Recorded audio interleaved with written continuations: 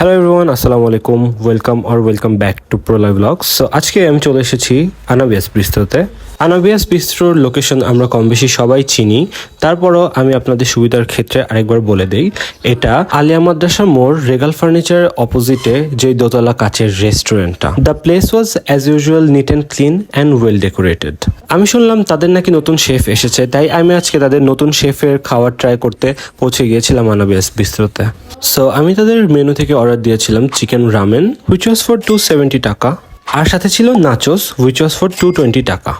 O by the way, এখানে দুইটা cute প্যাচাও ছিল। এটা হলো প্যাচা নাম্বার 1 আর এটা হলো প্যাচা number 2।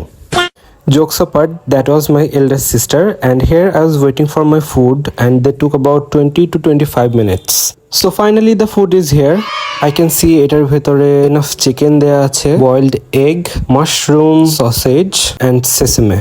Or most importantly noodles দেয়া আছে. You can see the consistency of the broth is not too thick and not too thin. Now it's time for the tasting. So first এই ব্রথটা মুখে নিতেই একটা স্পাইসিনেস আমার মুখের মধ্যে কিক ইন করে। অনেস্টলি আমি এটার স্পাইস লেভেল এত হবে এটা কখনো এক্সপেক্ট করিনি, যদিও আমি ঝাল কম খাই, but it was very tasty, I must say that. বিশেষ করে এর মধ্যে যে চিকেনটা দেওয়া ছিল দ্যাট ওয়াজ সো গুড। আমার কাছে চিকেনটা অনেক ভালো লেগেছে, আর চিকেনের কোয়ান্টিটিও গুড অ্যামাউন্টের ছিল। এই রামেন একজনের পক্ষে খেয়ে শেষ করা সম্ভব বলে আমি মনে করি না, দুইজন মিলে এই রামেনটা ভালোভাবে খেয়ে শেষ করতে পারবে। এই রামেনের ভেতরের প্রত্যেকটা ইনগ্রিডিয়েন্টস একটা আরেকটাকে কমপ্লিমেন্ট করছিল, and overall it was a perfect balance of everything. It's a thumbs up from my side. আপনারা যদি spicy lover হন then definitely give it a try. It's a recommend from my side. I will rate this 8 out of 10. A few moments later.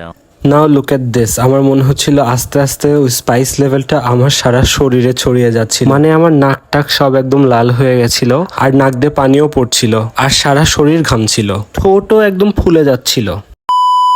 এখন আসি নাচোসের পালায়।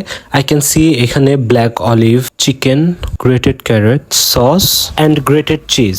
এখন nachos টেস্টের পালা। So নাচোসটা test করে আমার কাছে অনেক ভালো লেগেছে।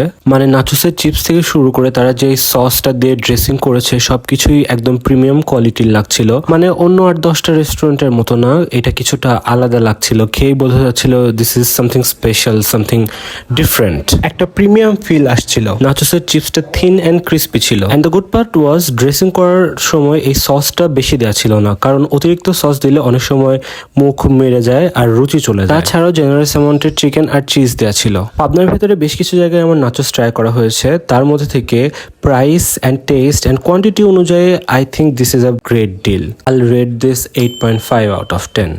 So yeah, this was it for today's video. Hope you guys liked it. Don't forget to like, share, comment and subscribe to my channel, and also follow my Facebook page. Thanks for watching. Bye.